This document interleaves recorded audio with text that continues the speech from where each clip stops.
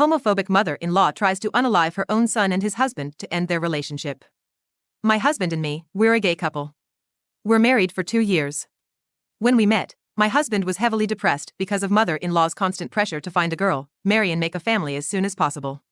She didn't care that he's very young, she didn't care that he wanted to get an education first, her only concern was you've got a job and now you must have a family. Nothing else matters, just find a girl, marry and have babies. My husband and me, we have an age gap of 11 years, now he's 22 and I'm 33, but when we met, he was 20 and I was 31. That's why we kind of started as friends, because I was unsure whether something more was possible due to our age difference. However, as the time went by, we realized that we were falling in love. There's nothing we can do about it, and honestly, that age gap has never been a problem for us. We dated in secrecy for 2 years. He was staying at my place often, which led mother-in-law to think that he has found a bride. My husband was like, "Yes, Mum, I've someone I love," and mother-in-law was like, "Well, great, then bring her over so I can judge whether she's the right choice." Even if he was straight, that's a messed up thing to say, as she obviously meant that he can only marry her if mother-in-law approves it. Then my husband told me that he was tired of hiding, that he wanted us to marry and then he would come out to mother-in-law. I was happy to hear it because I was getting tired of hiding too. We married the same way we dated, in secrecy. We only had a handful of good friends there with us, and the next day my husband and me, we both went to visit his mother to tell her the truth. Even though my husband warned me beforehand that it might get ugly, I was still hoping that his mother would support her son, as he's her child after all. Fast forward to meeting mother-in-law, it did get ugly, more ugly than I could even imagine. First she thought we were joking, and when she realized we're not, she got livid.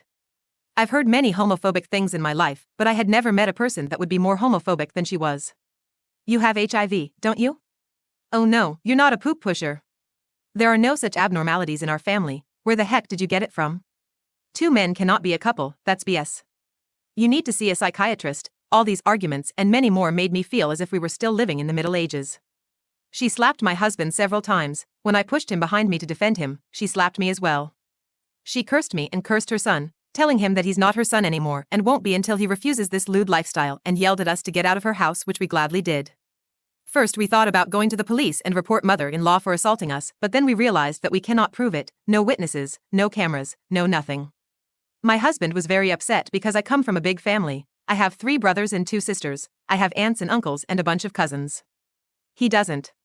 He doesn't have a father, he doesn't have siblings, and his mother is basically his only relative. Of course, now he's a part of my family, but still, hearing your own mother saying such things to you is really hurtful. A few days passed and then my husband received a call from mother-in-law. It seemed that she had calmed down and able to talk to him in a civilized manner. She visited him at his job, but my husband was wrong when he thought that she was going to accept us.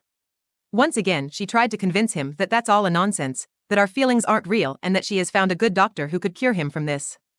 Of course, my husband refused to see any doctor because homosexuality is not a disease and no medically educated doctor would say a cure is necessary. And then she asked my husband what I'm doing for living, what's my profession, and he told her that I'm a firefighter. Suddenly she seemed a lot happier and she was like, "Oh, then it's not so bad after all." My husband asked her why would my job change her thoughts about me, and she was like, "Well, it's a dangerous job, firefighters often have many accidents. Maybe he'll burn up one day." Like, how evil do you have to be to wish that to another person? Obviously she hates me the most, because I'm the eldest and she believes that I've messed up her son. I got to talk to her when she arrived at our house. Unfortunately she knows where we live because she followed my husband home one day, which is another twisted thing. She told me to leave her son alone, that he's not gay, that this is all my doing, and that she'll do everything in her power to separate us. I advised her to educate herself about homosexuality as she's clearly very ignorant, and I couldn't convince her that I'm not after a quick fling with her son. I love him and want to spend the rest of my life with him.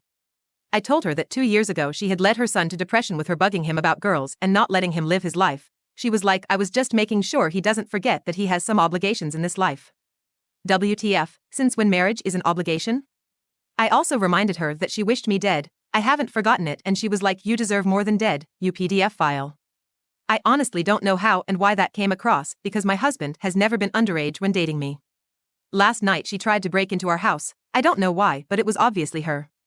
In the middle of a night, we were awoken by our dog barking and someone banging at our front door. Someone was jerking the doorknob for a good while. We didn't answer the door, of course, but my first thought was that it was mother-in-law.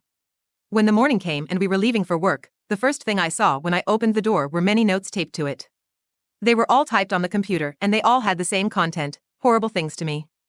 There was my name and things like "die, I'm waiting for your death, you old PDF file," etc. My husband saw these notes too, and we were both sure that it was mother-in-law because no one else would do it to us.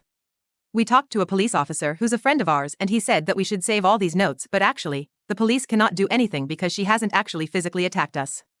As long as those are just words, they can't do anything to her. Even when we told him that she hit us when we met her for the first time, he said that the main thing is proof, and if we don't have proof, then police can't help us. We're actually thinking about moving because we don't feel safe anymore. We don't know what else could come to her mind. It's so very sad that we live in a country that's supposed to be safe for gay people, and still there are some individuals that don't realize that it's century 21st and that people are different. Update. I didn't see that coming. We made a big mistake when we didn't take mother-in-law's threats seriously enough. We thought that she's like a dog that barks but doesn't bite. Speaking of dogs, the only hero in this story is actually our dog. Heavens bless our dog. It happened at night. My husband and me were heavy sleepers, we were dreaming sweet dreams and didn't notice anything. If our dog hadn't jumped on our bed and barked, waking us up, we would probably both be unalived by now. I'm a firefighter myself, and I realized that the fire was too big already, we couldn't put it out by ourselves. We escaped through the window, fortunately unharmed. Somebody had called the firefighters, who happened to be my colleagues, which was a weird situation. It was the first time they had to work on their buddy's house. They tried to work as fast and as efficiently as they could, but our house is damaged beyond repair, we can't live in it anymore. Mother-in-law got caught and basically dug her own grave because she herself said that she was hoping till the last minute that her son would come to his senses, break up with me and start to date women, but he didn't, and she felt ashamed that she has created such a deformed human being, so she decided that it is better to have no son than have a gay son. She basically said she wanted to unalive him. So even though at first what happened was classified as arson with the intent to damage the property, which would mean softer sentence, after those words it became arson with the intent to endanger life, and that means much more severe punishment, even up to life imprisonment. Our lawyer said that most likely she will not receive the maximum sentence because no one was unalived, but she will receive at least a couple years behind bars. And there's not much her lawyer can help her because she confessed. And she said such a stupid thing. Well, but my son's husband is a firefighter, why didn't he save his house? In the middle of the night, just awoken, no gear, no tools, no equipment, caught completely unaware by the fire.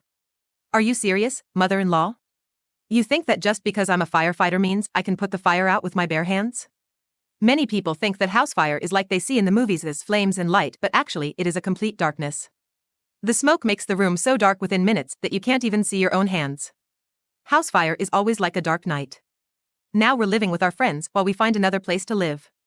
Our clothing, our documents, passports, marriage certificate, everything is gone, but of course, those are just things, we can buy them again. We're alive, that's the most important thing. My husband is done with her. He's so very upset that his own mother wished him deleted just because he's gay. If before this he still hoped that their relationship could be fixed, now he doesn't want to hear a single word about her no more. Her homophobic hate almost unalived us. And it is our own fault as well because we didn't give her actions and words the seriousness they deserved. We know some gay people who also have homophobic parents, but they have never tried actually deleting their children. I guess that's why we didn't think that it might happen to us.